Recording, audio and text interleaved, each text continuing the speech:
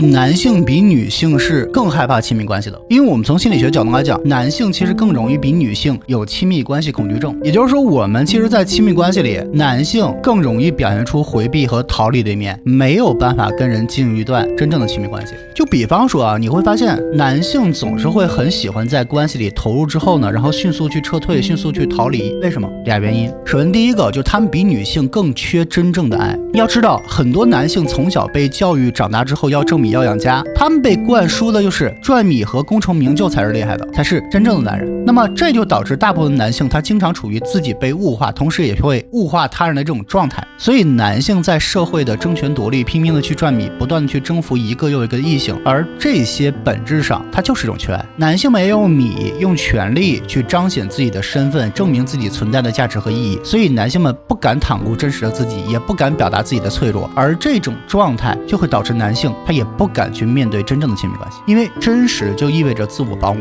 而自我保护会让男性觉得他自己就是脆弱和无能的。所以说你会发现啊，就男性喜欢在亲密关系里使用冷暴力，喜欢回避冲突和矛盾。我们可以这么讲，男性的缺爱缺的是一种真正意义上的爱。如果男性他不主动打破这种思维和认知，那么他们一生都很难真正的跟一个人进入到一段亲密关系里。第二个原因呢，就是男性在幼年的时期经历了惩罚和拒绝要比女性更多。我们在心理学上有一个观点，就亲密恐惧真正恐惧的其实不是亲密关系，而是亲密关系里可能出现的两种情形，叫被拒绝和被控制。被拒绝就是害怕受伤，被控制呢就是害怕失去自我，没有安全感。所以你看，男性小的时候普遍被要求要坚强要独立，但凡他们向父母表达出自己的情感需求和依赖，就会遭受到父母的拒绝和批评，而这个就会让男性感觉到非常的受伤，那么久而久之呢，就会破坏掉他内在自我建立的安全感。所以说男性为了避免再次遭受这种受伤的体质，他们就倾向于把自己的情感封闭起来。那长大之后亲密关系里就会表现得非常的被动，比如说很少会主动的表达自己的需求，同时会很少主动去关注自己伴侣的情感，因为过去的经验会告诉他，表达自我的需求等于遭受拒绝，等于受到伤害。这就是为什么东亚很多男性都倾向于长大之后发展成一个回避依恋，就是因为他们在这种社会文化背景下，他们往往比女性更难袒露真实的自我，也